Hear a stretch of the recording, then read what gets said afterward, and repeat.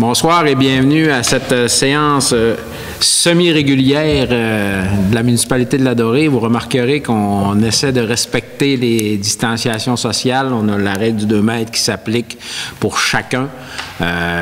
Donc, c'est notre première séance diffusée et publique au niveau de la municipalité de Ladorée depuis le début de la pandémie et des décrets gouvernementaux. Donc, on va procéder à la première séance suivant des distanciations sociales.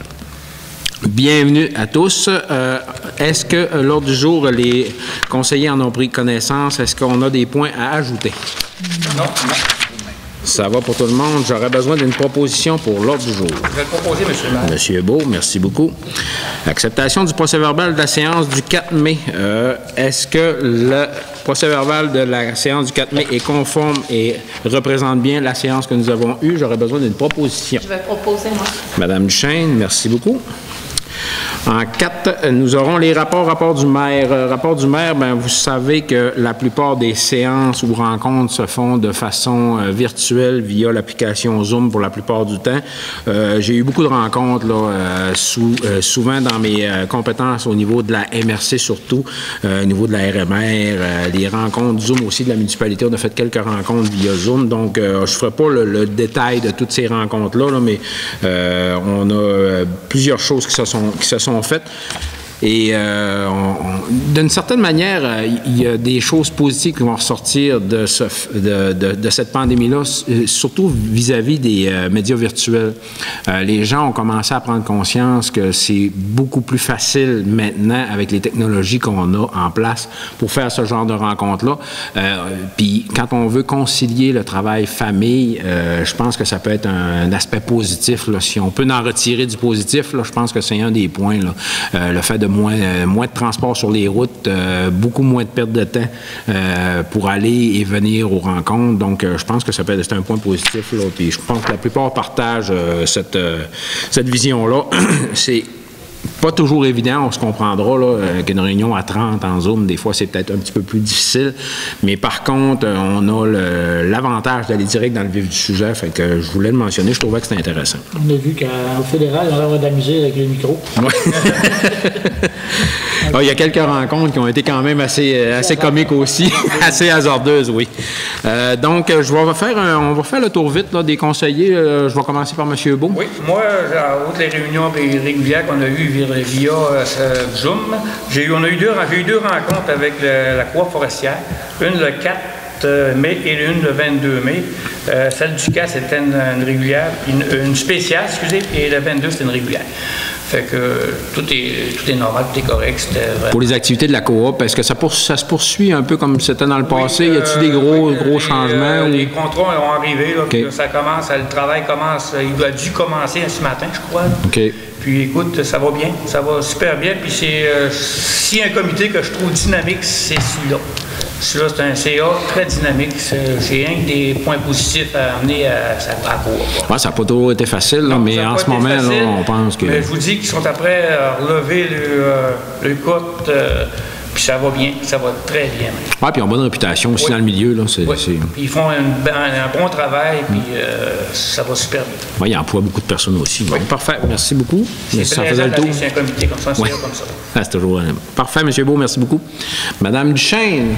Parlant de comité dynamique, le 12 de mai, j'ai eu une réunion du comité d'embellissement. Là aussi, c'est assez dynamique.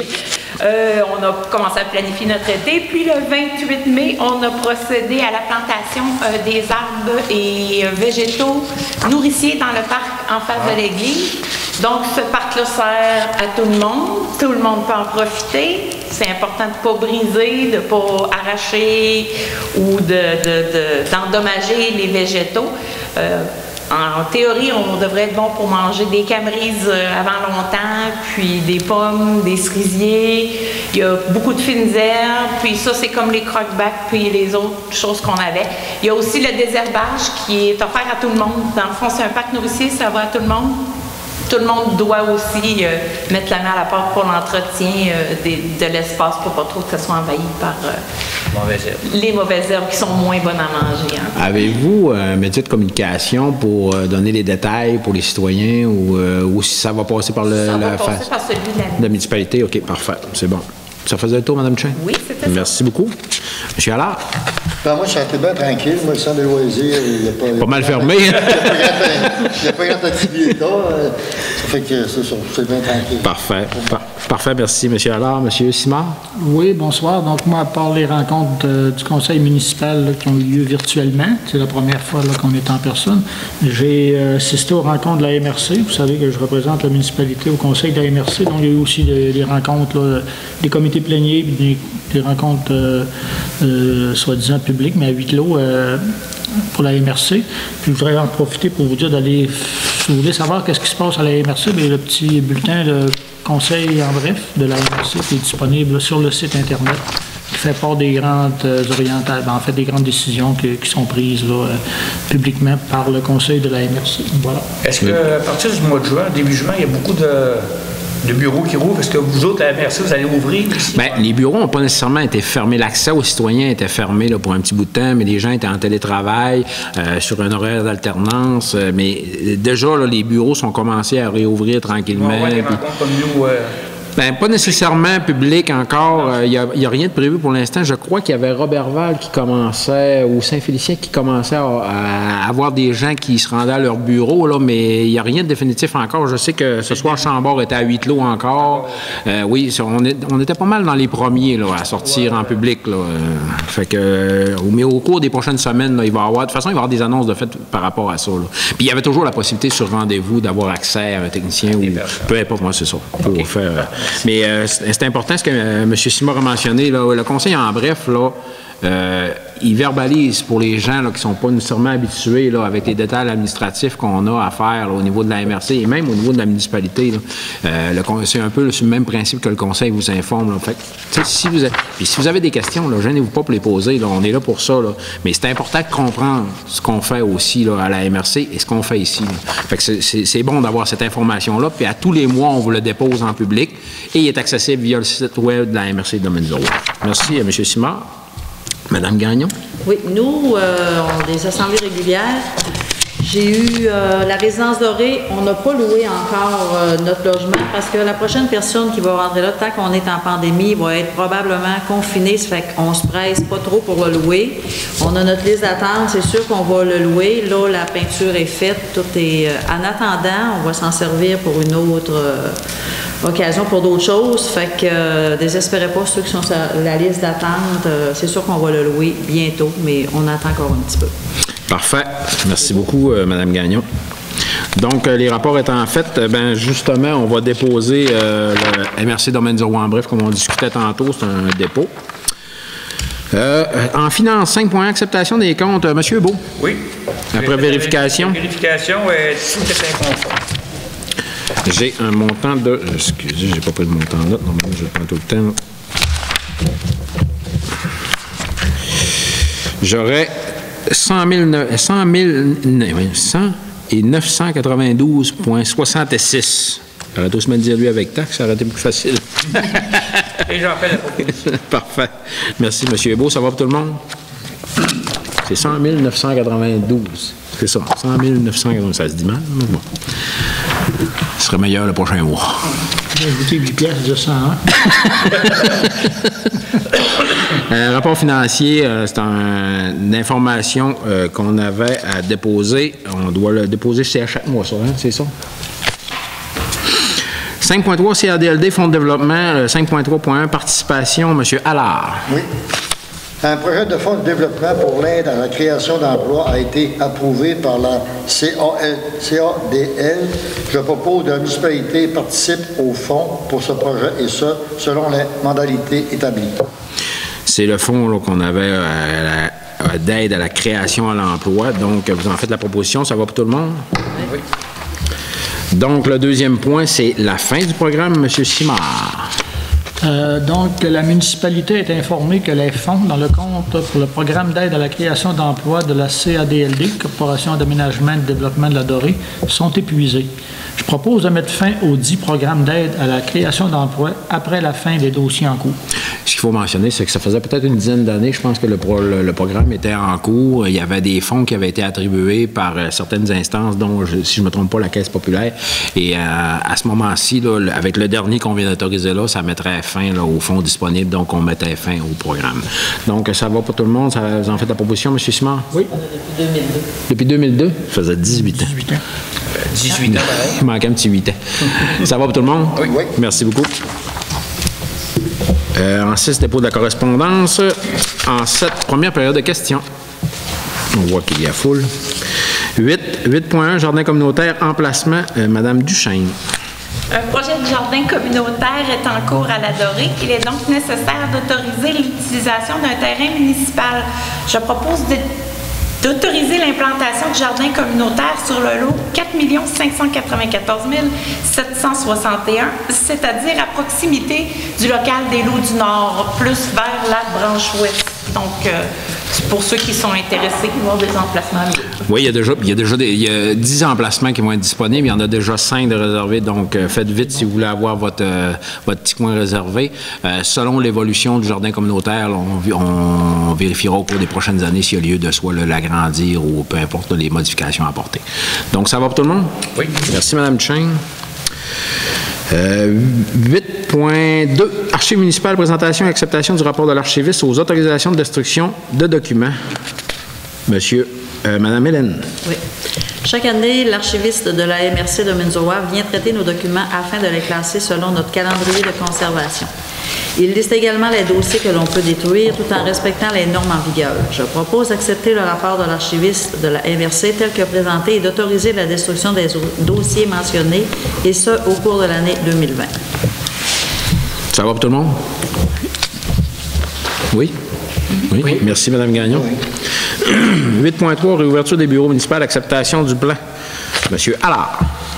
En mai dernier, le conseil municipal a autorisé la réouverture au public du bureau municipal, et ce, sans certaines conditions à être approuvées par le conseil municipal. L'administration a préparé un plan de réouverture et je propose d'accepter le dit plan tel que présenté. Oui, puis de toute façon, dans les choses qu'on était obligé de produire pour justement avoir accès à la réouverture des bureaux, on devait déposer ce plan-là. Là, le plan est obligatoire. Donc, vous en faites la proposition. Est-ce qu'il y a des questions ou est-ce que ça va pour tout le monde? Ça va pour tout le monde. Fait qu'on accepte le plan. Merci beaucoup, M. Allard. 8.4, embauche à un poste occasionnel, Mme Duchesne. L'administration municipale désire s'assurer qu'en cas de maladie, remplacement ou autre situation, une personne soit formée au poste de technicienne administrative et au poste d'agente administrative, et ce, afin d'effectuer les tâches et d'assurer une continuité du service. Je propose d'autoriser l'embauche d'une ressource occasionnelle, et ça, selon les modalités de la convention collective et des négociations intervenues entre les parties. Ça va pour tout le monde? Oui. Merci, Mme Duchesne. 8.5, modification du maire suppléant, M. Beau. Oui. À chaque 6 mois, le conseil municipal nomme un nouveau pro-maire afin que tous aient la possibilité d'occuper le poste. Je propose de nommer M. Serge Allard comme pro-maire et remercier Alain Beau de son bon travail. C'est mon travail. Je me remercie. J'appelle ça se flatter le dos, oui. Ben, c'est parfait. J'étais parti. Donc, vous avez fait un travail remarquable, M. Beau. On vous remercie pour votre 6 mois. Ça va pour tout le monde? Félicitations, M. Allard, dans vos nouvelles fonctions. Il y a un peu plus de stress. T'en parles dans 6 mois. 8.6, Fonds des infrastructures alimentaires locales, confirmation et autorisation de signature, M. Simard.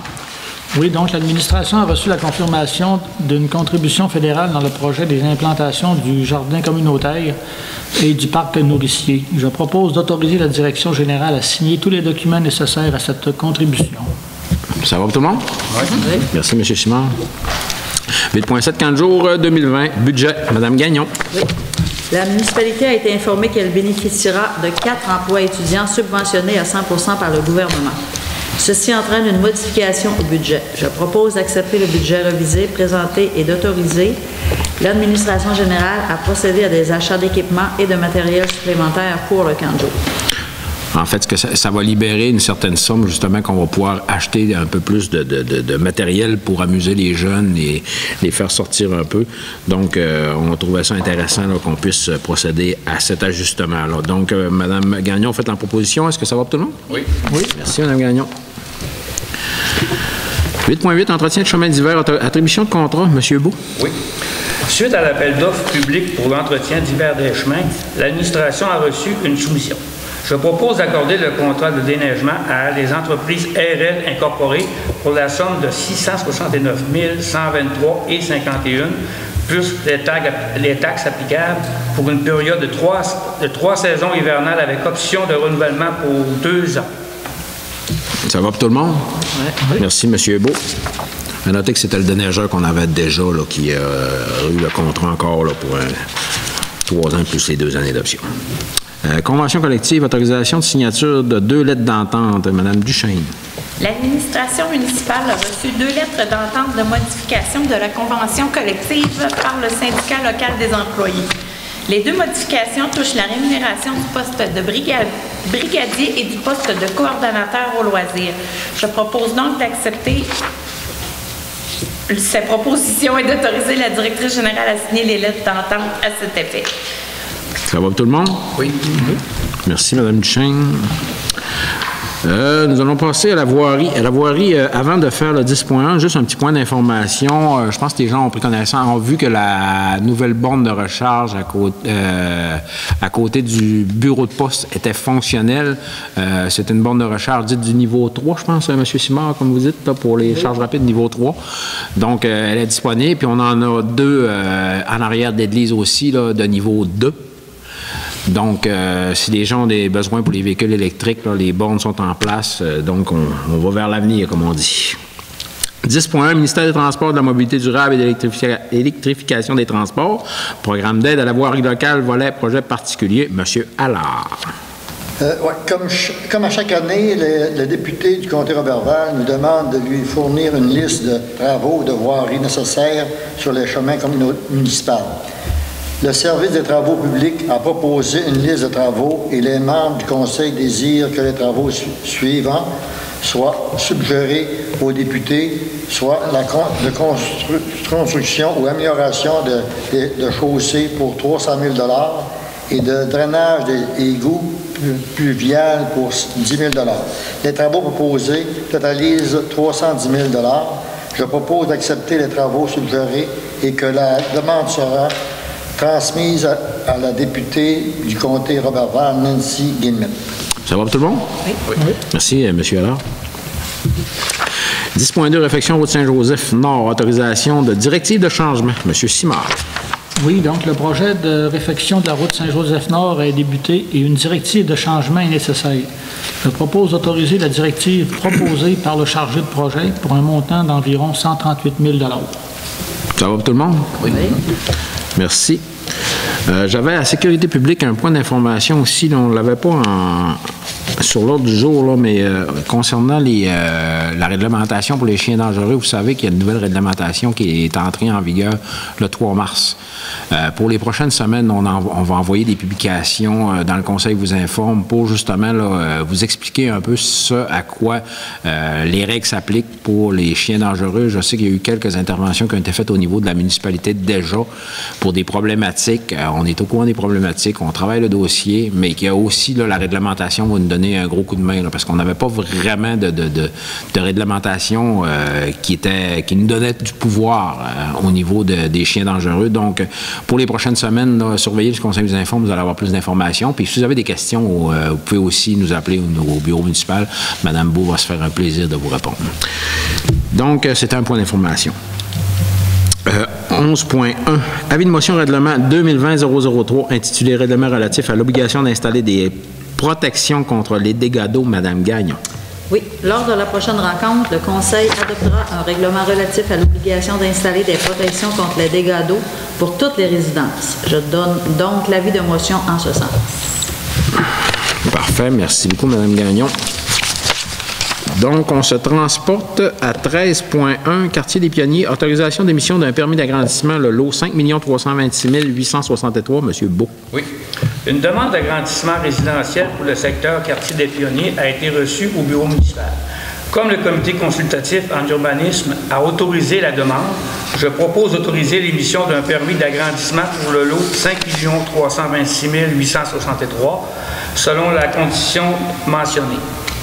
Ça va pour tout le monde? Oui. Merci, M. Beau. 13.2, vente de terrain, demande de propriétaire, Mme Duchesne. Les propriétaires contigus à un lot municipal ont présenté une demande d'achat de parcelles de terrain.